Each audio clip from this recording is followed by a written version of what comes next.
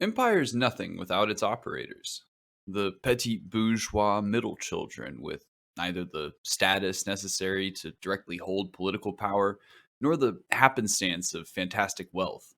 The Henry Kissingers and Pete Buttigiegs of the world who are prepared to commit evil from a precocious age on behalf of the state. We're not talking today about the guys that Chris Pratt or Jim from The Office are always roiding out to play in the newest film adaptation of a Tom Clancy novel. We're talking about the logistics men, the middle management of the neoliberal death cult who ultimately carry out the subject matter of this podcast. But if sociopathic millennials came to be CIA operators through consultant jobs at McKinsey and suspicious vacations to Somalia, then the baby boomers, were hired right out of college by an on-campus recruiter, likely at the booth next to the one that passed out cigarette samples to your grandmother. This week on COINTELPRO, we want to highlight the life of someone who embodies both the calculating cold bloodedness of the American project and its essential ineptitude. As the Taliban completes its short and inevitable capture of Afghanistan, it's worth taking account of the perpetrators whose certainty at the start of the war on terror has become the death knell of the empire. And we mentioned this character last week in our review of DC 9/11 Time of Crisis. His name is Cofer Black, The perfect name. and he's the topic of our feature this week. Right. So, Cofer Black was born in Connecticut in 1950. Where else and when else? Where he attended an all boys prep school called Canterbury. His father flew Boeing 747s for Pan Am Airways on international flights in Africa, trips on which Kofer would accompany his father and stay with family friends in Ghana and Nigeria. And it's worth pointing out here that most of the details about Cofer Black's life are in the works of pro Intelcom journalists who write for suburban dads that collect books about U.S. military history. The type of book you'd see stacked in an airport media stand, basically. Which means that we're just meant to accept factoids that seem strange as they're casually passed to us. Like, sure, Kofer used to hang with family friends while his dad bopped around Africa. I'm sure the chuds who read this stuff do accept that at face value. Look, all I'm saying is that the CIA policy is to never confirm or deny who works for them unless they occupy an appointed PR position. And the tendency to find oneself employed in the Intelcom usually runs in families. So count me skeptical that Kofer Black's dad was just a Pan Am pilot in Africa. And anyway, throughout his childhood and later career, he enmeshed himself in former colonial possessions of the British Empire. Steve Cole wrote in his book Ghost Wars that as a result of his time there, Kofor speaks with, quote, vaguely British inflections and the love of warrior metaphors. In 1974, he finished a master's degree at the University of Southern California and soon after quit a PhD at USC to join the CIA. Wowzers. What we're about to unfold here is a story about a guy who had his hand in every intervention led by the US in former British Africa for 20 years between the mid 70s and the mid 90s as well. Kofer even crossed paths with Osama bin Laden in Sudan, right as he was starting to get on the CIA's bad side. And in Zimbabwe, where the War of Liberation was already a decade old, and when he had joined the CIA, Cofer Black had his first international assignment. During African independence struggle, the U.S. ultimately dictated the terms of the peace through none other than Henry Kissinger, who transitioned the white nationalist government of Rhodesia under Ian Smith to black majority rule. In the Ogaden Desert, where Somalian and Ethiopian forces had been in conflict since the mid 20th century, Kofer oversaw the deployment of American dollars after Ethiopian Emperor Haile Selassie was overthrown by a Marxist element with sympathies in Moscow. And in South Africa, where the U.S. supported the apartheid regime against the black majority as well.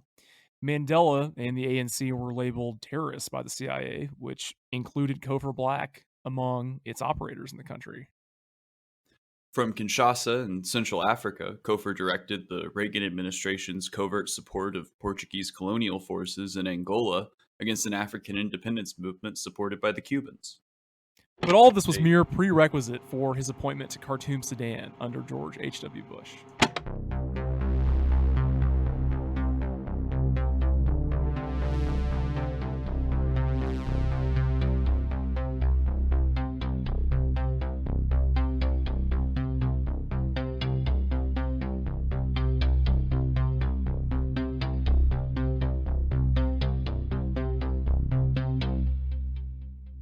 So in 1991, Osama bin Laden was expelled from Saudi Arabia, and the Sudanese president, Hassan al Turabi, welcomed bin Laden the same way he did for Hamas, Hezbollah, and a range of other Muslim insurrectionists. Cofer Black became the station chief in Khartoum, arriving in 1993 after bin Laden's first attack on the World Trade Center in February of that year. His mission was to surveil and collect information on the radical Islamist movement centered in Sudan. Of course, bin Laden was at this point mostly a financier and not an operator.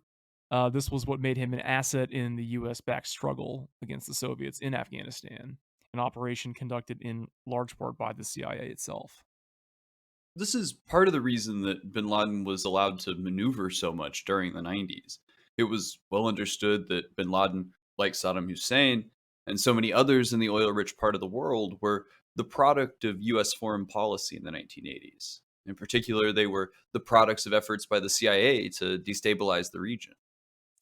At one point, bin Laden traced CIA surveillance back to Cofer Black. Steve Cole recounts it this way. He writes, they had detected CIA surveillance and traced the watchers back to Black. They had learned, probably through contacts in Sudanese intelligence, that Black had played a role in the arrest and transport to France of Carlos the Jackal. From this, bin Laden's group may have deduced that Black was CIA. In any event, they began to follow his routes to and from the embassy. Black and his case officers picked up this surveillance and started to watch those who were watching them. The CIA station in the U.S. Embassy in Khartoum, Sudan, had been conditioned during Cofer Black's 1993 to 1995 tour to threats of violence from bin Laden's followers after the aborted plot to assassinate or kidnap Cofer Black. This episode in Sudan was a significant aspect of the PR accounting for Cofer Black's credentials as the CIA counterterrorism lead after 1996, and especially in the hunt for bin Laden. At one point in Ghost Wars, Steve Cole has Cofer Black, quote, chasing the Saudi and his men around in jeeps and cars in Khartoum in the 90s. So Black became the director of the Counterterrorism Center in 1999, forming a special unit for the surveillance of bin Laden and the infiltration of regional intelligence services. The bin Laden unit, as it was called, pursued its target for literal years. The hope was that a local interest or group might be provoked into killing or extraditing bin Laden. In these years leading up to the September 11th attacks, the CIA was just shoveling money at the Taliban, Pakistani volunteers, Chechen militia members, and everyone in between. This is the tactic we see advocated in the days after 9/11 by Cofer Black on screen in the film we reviewed last week, DC 9/11 Time of Crisis. And as we pointed out last week, Cofer Black is the best acted character in that one, hands down. Just a total creep. And Bob Woodward confirms in his hagiography Bush at War what was portrayed there in the movie last week. The task would be killing Al Qaeda, Black said, and when we're through with them, they will have flies walking across their eyeballs, he said. It was an image of death that left a lasting impression on a number of War Cabinet members. Black became known in Bush's inner circle as the flies on the eyeballs guy. His enthusiasm was infectious, and Colin Powell, for one, saw that George Bush was tired of his rhetoric. The president wanted to kill somebody. That was the day W decided to become a real war criminal, and I'm almost sure of it. Mm-hmm. This tactic was presented to Bush like it was a change of strategy, but the funding and backing of militant organizations in Afghanistan, while Cofer Black was the CIA counterterrorism center director in the years leading up to 9/11 as well. If the counter-terror operations of the CIA under Cofer Black after 9/11 represented a continuation of the agency's policies in the 90s, then the actual difference was the promise of orgiastic violence by a Mhm. conventional land invasion by the US Armed Forces. The CIA used contractors, allied militant organizations, and client states to install a reign of terror in Afghanistan and Iraq. That resulting destabilization of the region resulted in the deaths of millions, both through the direct action of the American state as well as through fallout and proxy wars that have since ensued. At black sites like Abu Ghraib and prisons in Lebanon, the CIA guaranteed a fertile foundation of hate and disdain were sowed among the ranks of anti imperialist Arabs in the strategic zone.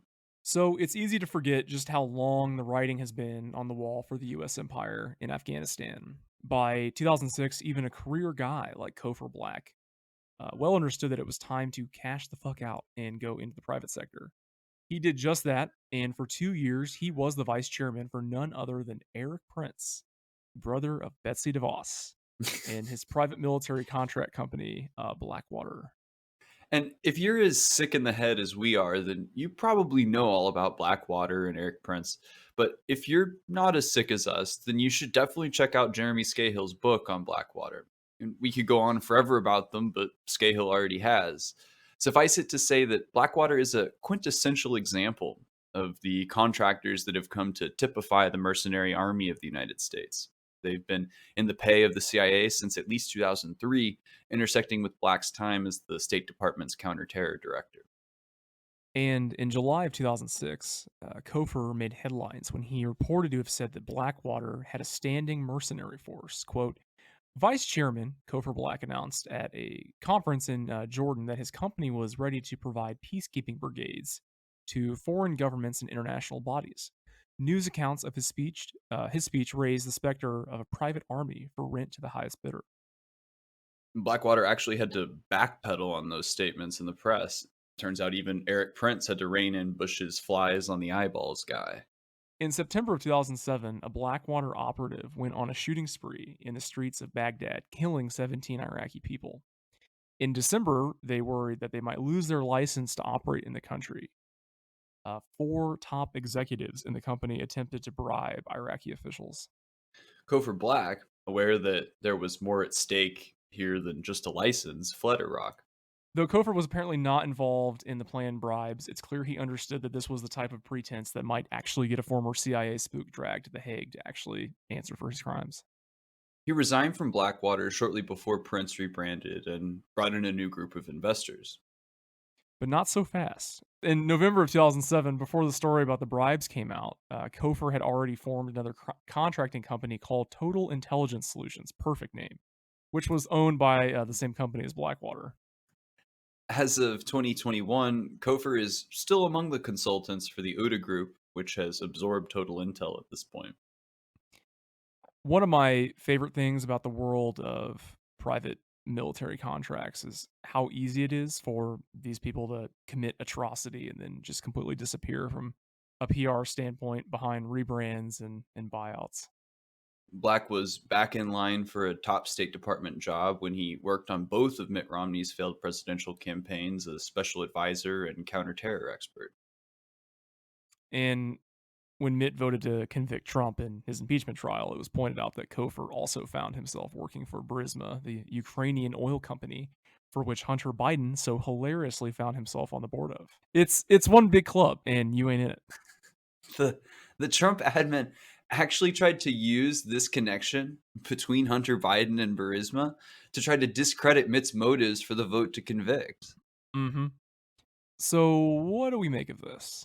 Well, as easy as it is to identify the heads of state and arch capitalists as perpetrators of pain and misery, the gears and levers of empire are nonetheless actually operated by utter demons like Cofer Black, people who are willing to kill without question for the opaque objectives of the ruling class.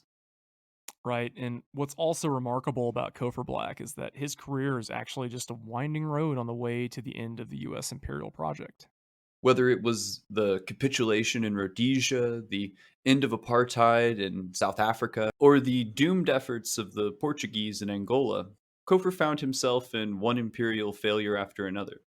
He failed to get Osama bin Laden in Sudan in the 90s, despite the fact that the Saudi was newly unpopular with both the royal family and the CIA. Bin Laden even tried to have Kofer Black killed in Khartoum. And while none of this is because of the specific incompetence of Cofer Black, who is by all accounts individually a capable operator, his career cannot escape the incompetent and violent ineptitude of U.S. imperialism. He's also a fantastic case study in the precise types of demonry that can enrich a CIA operator after they've finished their work as body men for global capital from the US State Department. So there we have it. That's Cofer Black for you, a ghoul who has had his hand in just about everything since the W administration, and before that, as we've established. One of many like himself, but we have felt that he was shadowy enough based on what we had seen to kind of make a worthy mention of him.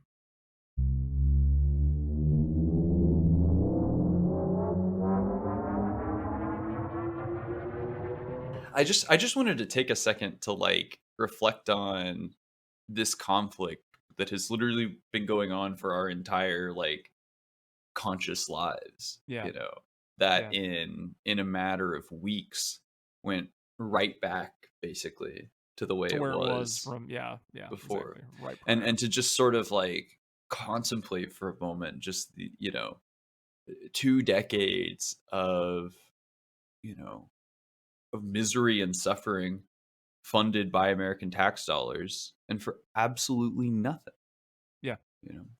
The Taliban, just a couple of weeks after US troops pulled out of the country, have entered Kabul and are undergoing a transition of power with peaceful, they say. the Afghani government that was set up, in the wake of the US invasion of that Yeah. country in fall of 2001.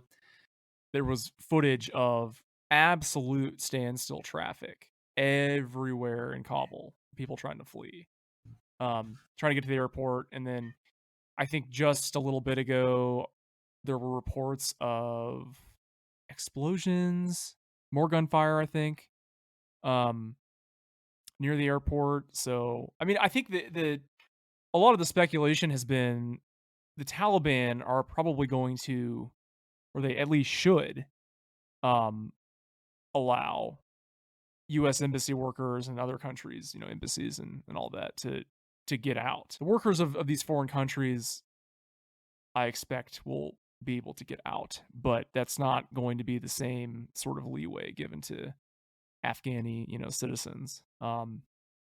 So I mean, I was also reading, pretty staggering, going back to your point of how pointless this has been, that we spent hundreds of billions on Afghan security forces, all for them to just basically be ran over in a matter of weeks, after we pulled out. So, and it just goes to show, like you said, how pointless the whole thing was.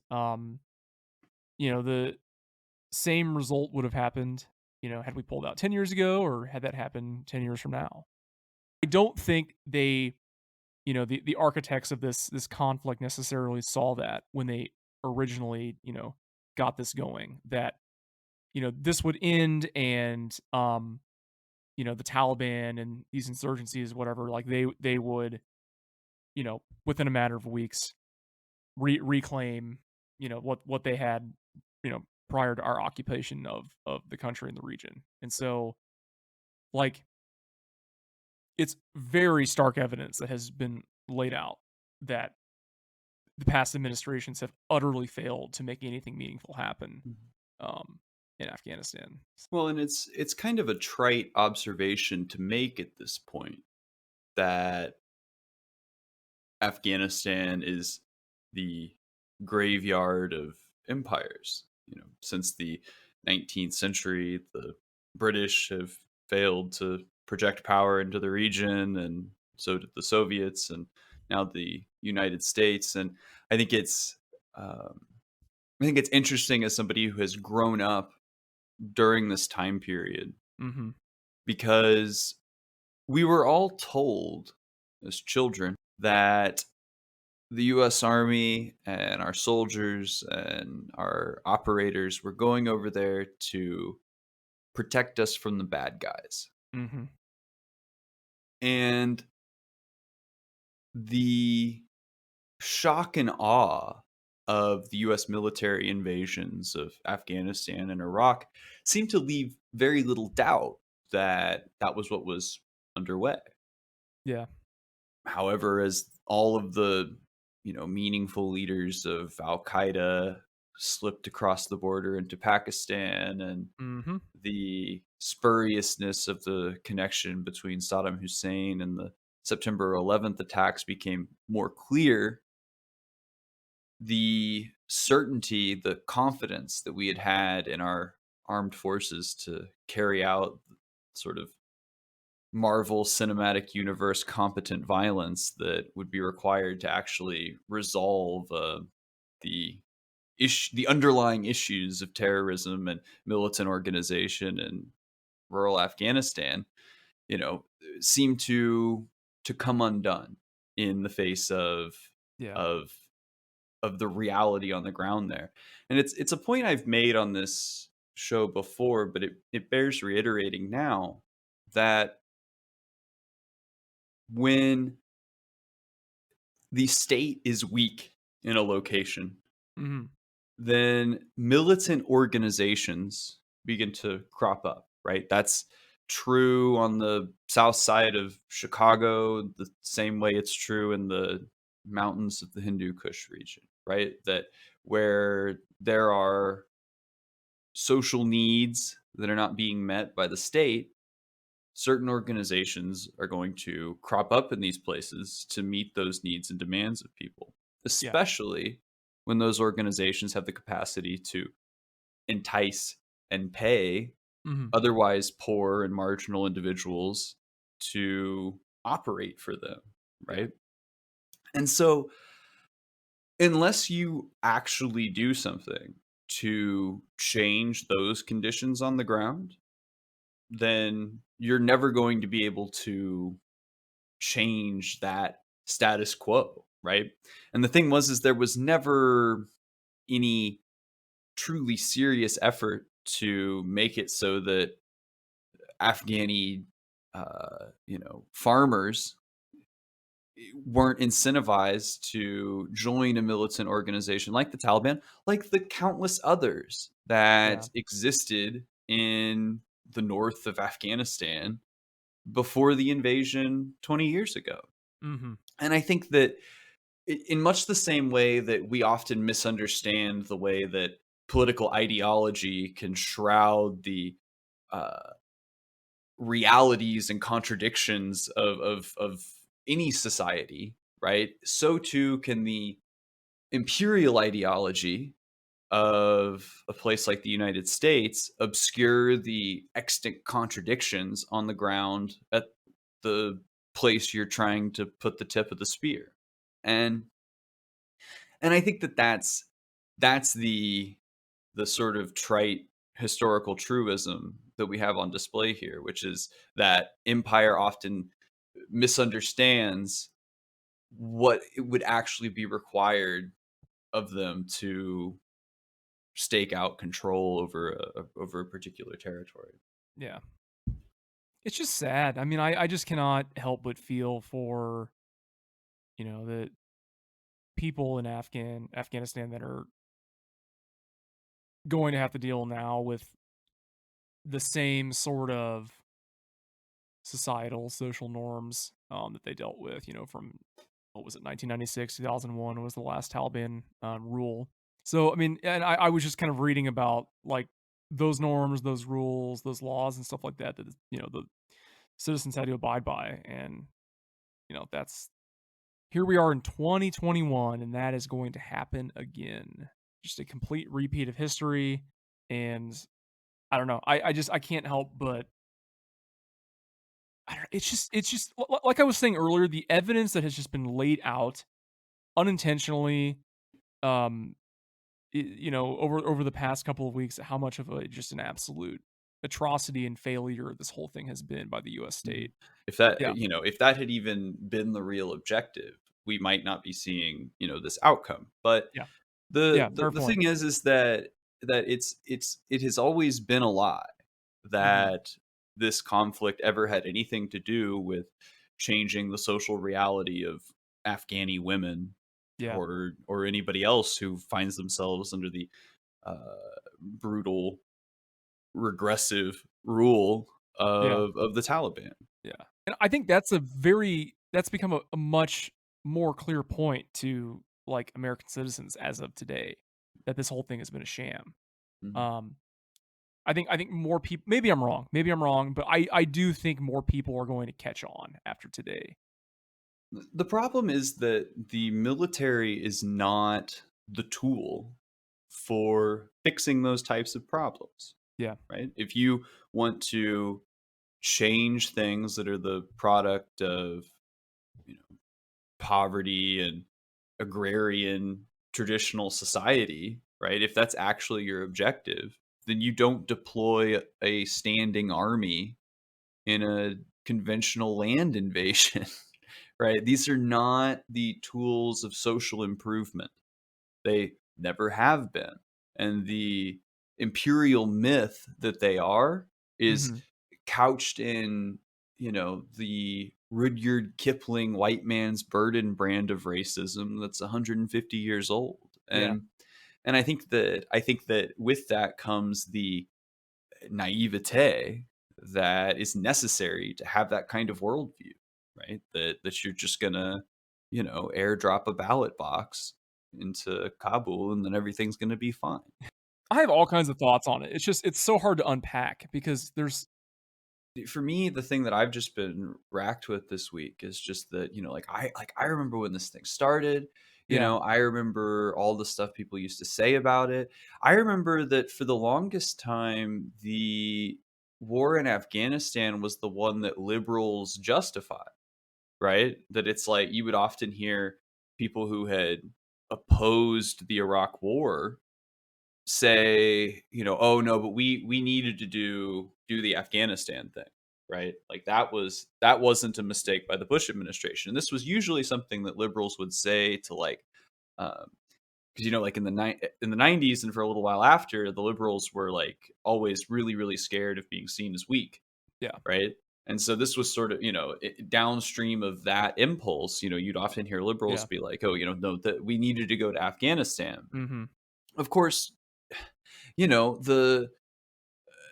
the ideological and physical space Yeah. required to plan the 9/11 attacks had very little to do with any location in Afghanistan, right? The Saudi Arabian cultural milieu was largely responsible for the Wahhabism that has defined that region for the last 30 years. And Yeah. on top of that, the attacks themselves were planned variously in Germany and Malaysia and all these other places. And that what has taken place in Afghanistan has been, as we talked about last week, mostly the opportunism of people who were already looking to do that thing. Yeah. And everybody else has been manipulated into associating that bloody shirt with Afghanistan. Yeah. And so there's a there's a part of me that has a hard time, you know, even weeping that the Taliban are back, because it's just such. I mean, we've seen it happen, right? Mhm. It just happened faster than it did in Vietnam. We've been playing whack-a-mole for 20 years, and that's never, it was never going to get resolved that way. So, and like you said, had the objective truly been to get rid of them and, To and improve the lives of of Afghani women, yeah, then it would have you happened. know, Right, exactly, or at exactly. least we wouldn't have used these tools, Yeah. right? We would those tools are not the U.S. military and the Mhm. CIA and funding various militant groups and cleaving apart, social fabric in order to Yeah. weaken Al Qaeda, which the main operatives of which have disappeared into our allied country of Pakistan. But Right, right. How do you anyway, feel about other countries, and the US included, sending troops back basically yeah, to I had evacuate? seen that update Yeah. today that there is a NATO coalition Yeah. planning to send some troops back, to Afghanistan. I think that what we should do now is what we ought to have done if Afghanistan was so important to us 20 years ago, which is, jump in with money and infrastructure projects and food and water and shelter and all of the things which actually change the quality of life for people in abject poverty or who find the Like, heel of traditional society placed on their neck. and I mean, I'm pretty sure there's already like a line of communication open between the U.S. government and the Taliban, right? Because the Trump administration was the one who brokered this, like the original peace deal, right? So like I don't see any reason why we couldn't just do the same thing with the Taliban and be like, hey, we're gonna give give you guys like like you said, infrastructure projects, food, water, whatever, and that to me also works kind of from a Machiavellian sort of kind of perspective that if Afghani citizens realize we're the ones dropping all these care packages and stuff like that, they might get a little dissatisfied with Taliban rule, and more distrust is sown there. So But keep in mind, these are not the logics of the war on terror, right? right, This is right, not the Wolfowitz doctrine that we're talking about here. Under the logics of the forever war, appeasement of the Taliban yeah, is the reason that 9/11 happened, despite the fact that we understand the Cold War origins of right, Osama bin Laden and all of these sorts of things, but within the uh, Wolfowitz doctrine, we understand that um, feeding and clothing and housing the Afghani people is what killed all those Americans on 9/11, right? Or at least that's what we're told. You know, is the way the world works, and I think mhm, that I think that what we're really getting to here is that those rationales, those logics of this conflict yeah, are invalid. That they do not actually obtain the goals that they rhetorically claim to seek. yeah.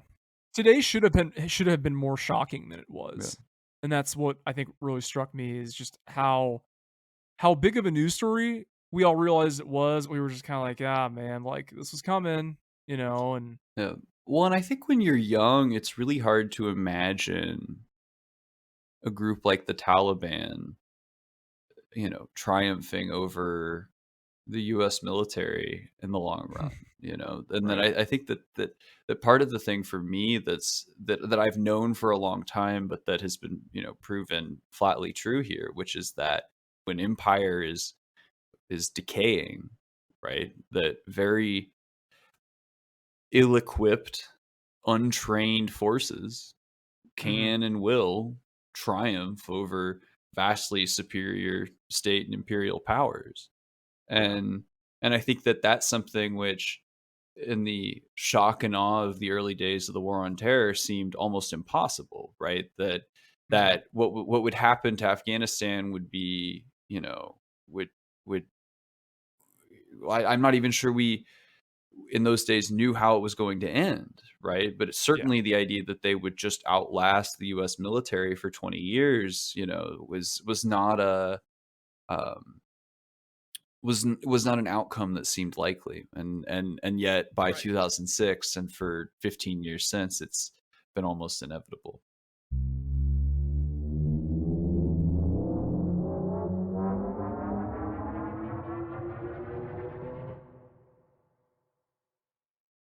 I want to talk about Rand Paul failing to disclose his wife's stock trade, not just for the comedic purposes of that, but for the broader implications that like the insanity of congressional members being able to buy and sell stocks. Yeah, so And tell us that what Rand Paul's wife bought.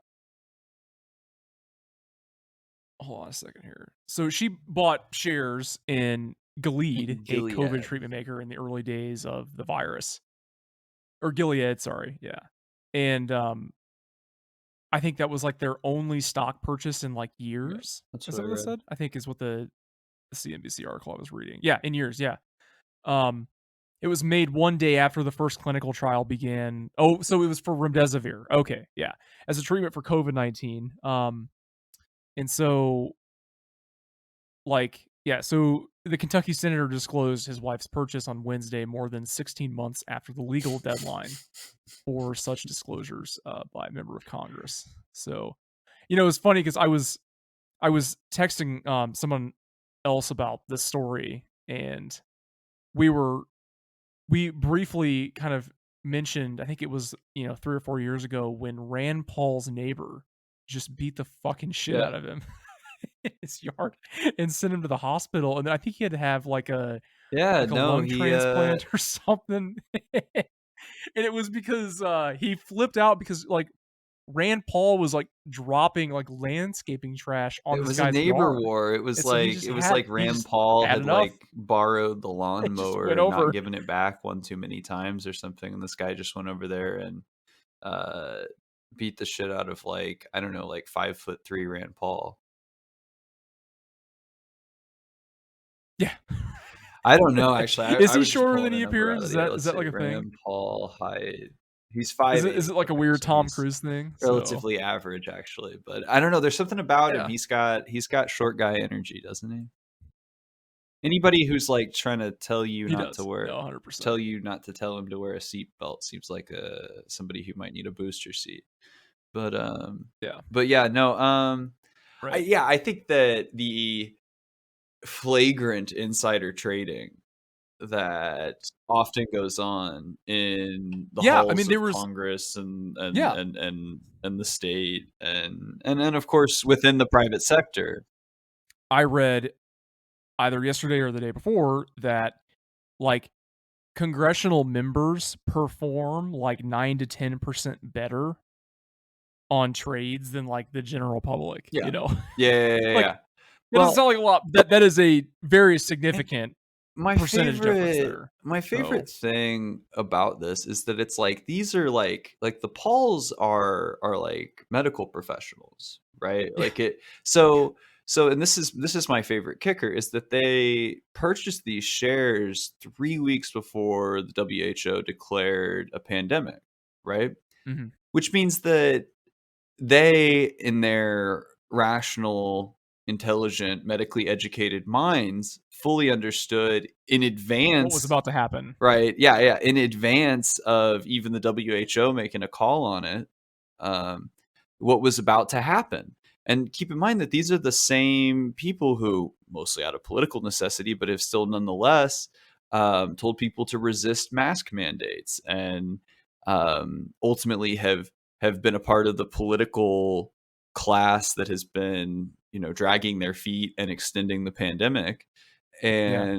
And yet this same group of people, acting out of that political necessity, made a insider trade in advance of the pandemic, and I just don't know how anybody believes that these people have like ideological or moral convictions at this point. Like Mhm. there's nobody who makes it to that level of politics who has anything more than an instinct for self-aggrandizement. And that's what I see in this story, and that's what I see from insider trading, amongst the political class, is just that, you know these people don't have a code, right? And even somebody like, self-purporting right-wing libertarians like the Pauls, are ultimately just out there to make a buck and lie to you about the Right. stakes of the pandemic. And that's not a feature of the Republicans or of conservatism, but it is certainly a quality of Rand Paul and Yeah. definitely a quality of most of your anarcho-capitalists. It's just a quality of George Carlin's big club. So, And we ain't in it. yeah, we're not in it. We don't have the same insider knowledge to make lots of trades and money. So, like those folks there Well, even if I in knew, Congress. I wouldn't have been able to put down $15,000 of shares into Right. experimental COVID treatments. Yeah. Anyway, We talk a lot about climate change on this podcast, but it, very important. I think we should be talking about it every episode, honestly. But anyway, NBC News had an article. Nearly 200 million people in the U.S. are under some sort of heat advisory currently. So again, Tell me about it. like, I mean, just exactly right. I How mean, just hot think is about it? how much climate news has been, you know, within view for this year, basically. I mean, it's just I don't know where this goes from here because in pairing this with the UN report that came out, basically, I mean the report had some optimism at the end, basically saying, "Oh, it's possible to only have 30 years of this if we cut, all carbon emissions soon." Like I don't remember what the timeline was, but it's like a timeline that like mankind is clearly not going to meet. So this is gonna go on a little longer than 30 years. Well, and I remember the last time that we had talked about this, we had discussed the disconnect between even what people will admit is going on, and the methods and tactics and means they're willing to pursue to deal with it, right? And yeah, it's you'll have the same people who ran on, a Green New Deal and $2,000 checks and a $15 minimum wage, but have only managed to punt on all of that and pass Mhm. a child tax credit to drive fertility rates as the world burns and half the country's on fire, and that you know that that it's that group of people, right, who support the reformist status quo, who are also somehow convinced that we're going to radically alter our society and the pretenses for its existence, when it's very, very clear, right, that there are fundamental things about Joe Biden and his politics which are incongruent with the type of dramatic change that has to be made. And these people will Yeah. just stand around like, oh no, we're doing it. We're on the path. We're fighting the good fight. It's gaslighting, but I like almost wonder if like an individual like Joe Biden doesn't understand that he's gaslighting, you know. I don't think Joe Biden personally understands too much of what's going on, but his handlers certainly are, the people who dope him up at the top of every public outing to make sure that his brain doesn't start running out of his ear and onto his shoulder. They Right. understand that the child tax credit is counterproductive for fixing the problems of catastrophic climate change. Well, loosely connected, um, is the Senate Intelligence Committee, strengthened, the Pentagon's UAP task force in a new bill, and that would expand the task force's access to sensitive data, and require recurring reports on unexplained aerial phenomena 90 days. So I thought that was cool shit. That's pretty significant. So it shows that there's further congressional support for this task force and um them getting to do their job correctly. So I mean we might see more from this. I think it's very good news ultimately. So Well, it's good to know that it will be popping up in the news cycle on a recurring basis. Because I mean, on yeah. a now, if there's like anything else going on in the news cycle, then one of these 90-day reports is going to probably get passed over. But if one of Yeah. those 90-day reports coincides with a slow news week, then all of a sudden you've got this back in the Yeah. headlines every few months, and I that'll wonder do a lot. if yeah, because there's a lot of language about like kind of like real time reporting from like military eyewitnesses and stuff like that. So I wonder if like those who are operating this thing like understand like crap, like we're not going to be able to access like the really classified stuff, that these really detailed documented military encounters that are out there.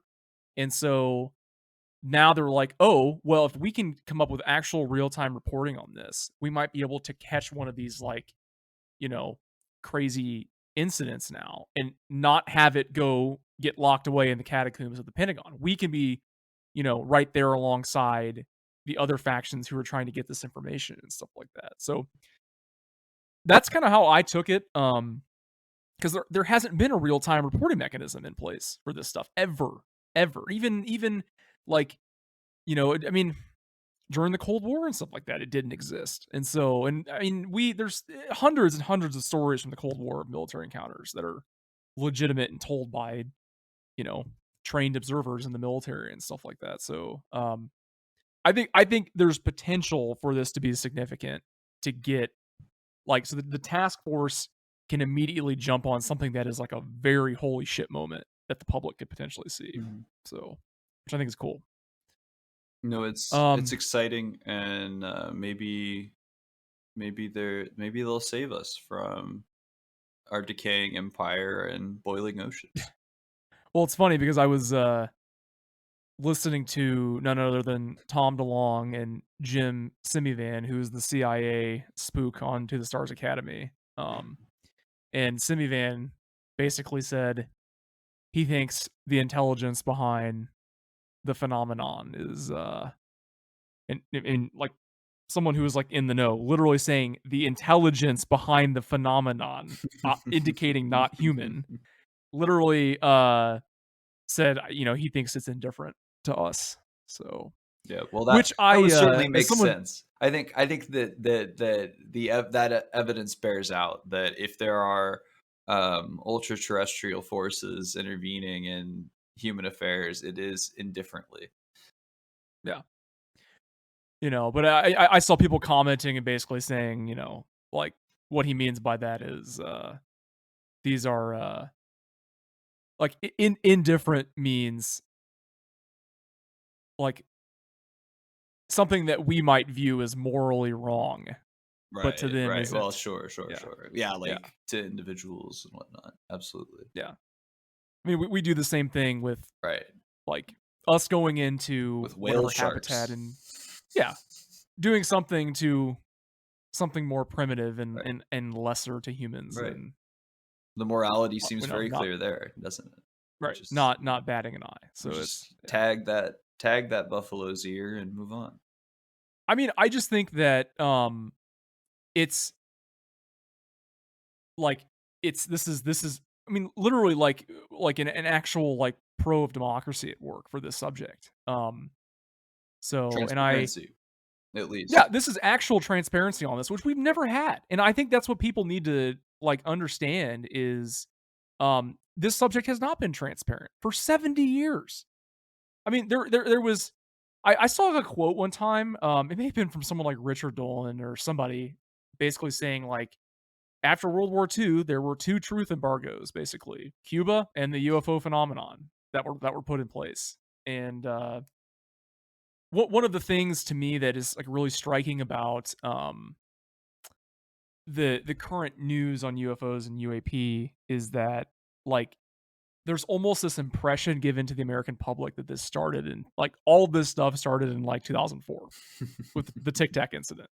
And so people are like, it gives people the impression that, oh, this has only been going on, since then. Like, oh, these events haven't been happening for hundreds of years before then. And specifically since we started dropping atomic weaponry, they've been picking up.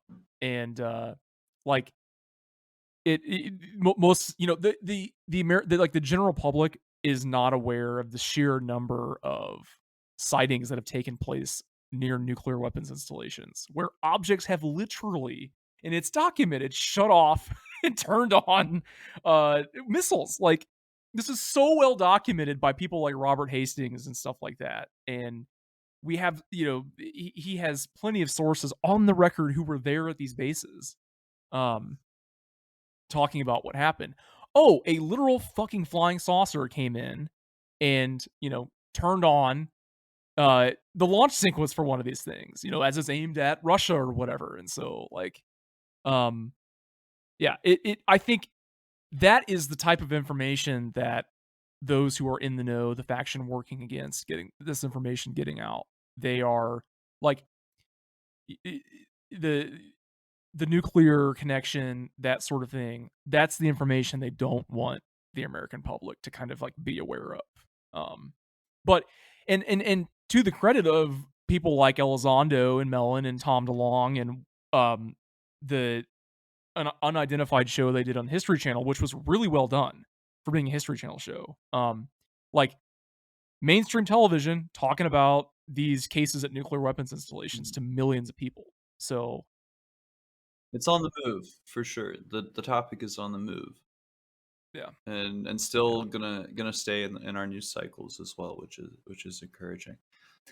If you're interested in hearing more about our opinions on the unidentified aerial phenomenon, or even listening to our interview with journalist Tim McMillan, make sure to check out our second episode, as well as a couple of other segments that we've done about it across our growing library of episodes. One of the other things that we've discussed a little bit has been renting, right? And the downstream effects of home ownership and its effects on the politics of everyday people. And yeah. that's all against the backdrop of the housing data that came out this week that really just updated something that we already knew about the United States, which is that, low income families, especially those who make minimum wage, don't have enough money to actually afford a one bedroom rental, right? And this week, a recent door to door survey in South and Central Los Angeles found that low income families were forced to cut spending on things like food and healthcare and education in order to cover their rent. And given current housing costs, the lowest earning 10% of Americans would need to spend about 55% of their income to pay for a one bedroom rental. And the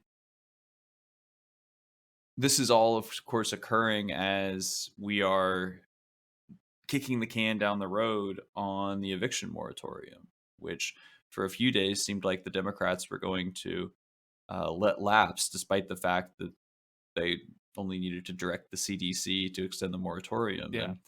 And And I want to note the public relations like arm of the American state has done a very good job at until like last week or whenever the news on the moratorium came about.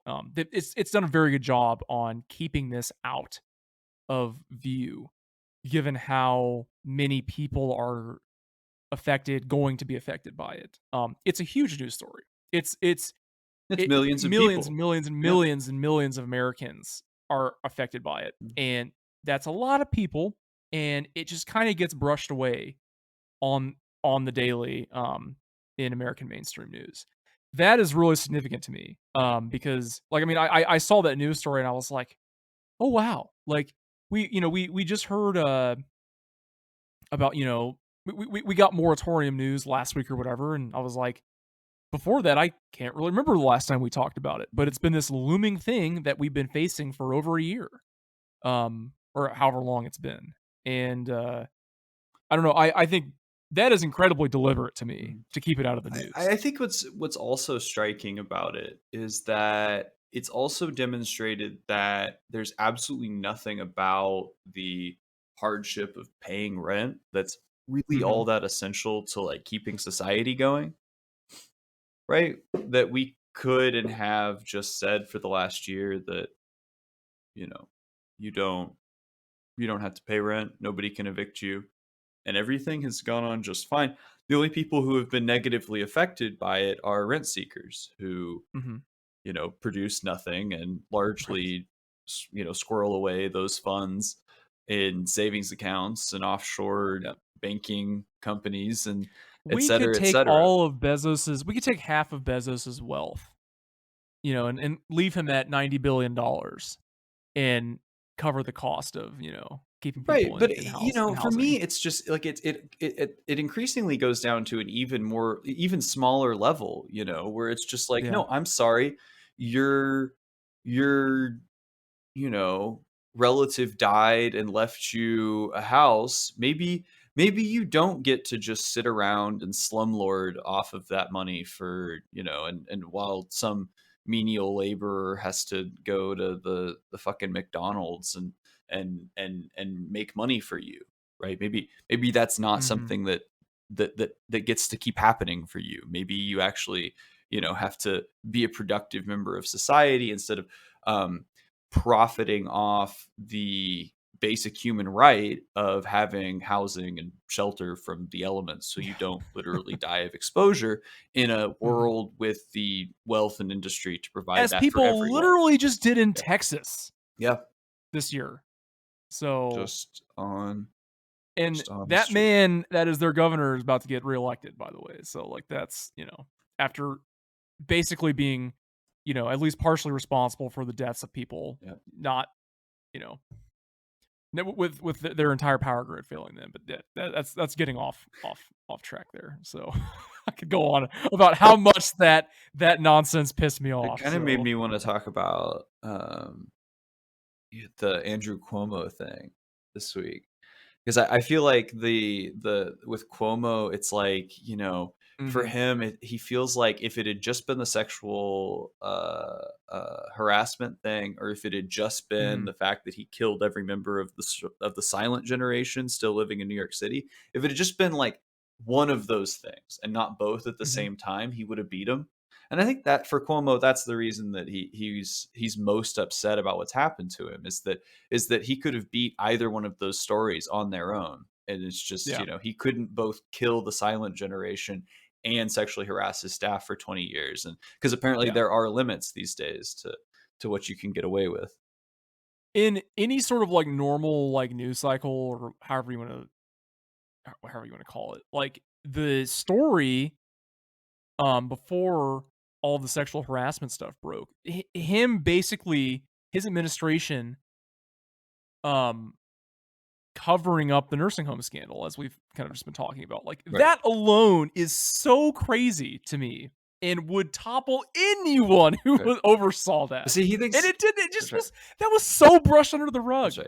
Well, and see, It just and I what think that this is all in like this crazy contrast to like, and there's been a little bit of writing on it in this last week about how at the start of the pandemic, right before, you know, everybody over the age of 87 died in New York City, everybody was like getting all hot and heavy for Andrew Cuomo and his like and his pandemic response. There was, at one point on the hashtag on his Twitter, book is still hanging out at Barnes and no, Noble, the like it's hashtag Cuomo-sexual was trending at the start of this pandemic because oh liberals were so hard over him telling them that he missed them on TV at the start of the pandemic, right? And then every day since then, it's just been you know, death and sexual harassment at this yeah. guy's hands. And It's just what a thing though for him to like his like news conferences daily when it was going on in New York City. Like, that was like I mean, every American was, like, glued to that, what he was saying. Because there like, for a brief moment in this pandemic, there was a time where everyone was actually kind of freaking out yeah, on both sides of the that's aisle true. here. And, because no one this has been something, like, that no one alive had ever encountered. And so, I mean, there are this select few who lived through the Spanish flu and this, but, like, still, I think it's wild to me to that contrast from there to here. So, Right. it's Before an it incredible before it turn of had been events. fully politicized, Yeah.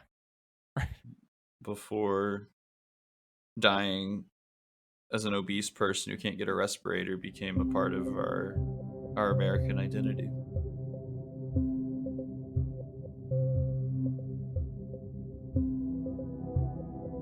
This is an independently produced podcast. You can follow us on Twitter at COINTELPROPod and support more of our work on our Patreon page. The link is in the show notes and in our Twitter bio. We'll see you next week on COINTELPRO.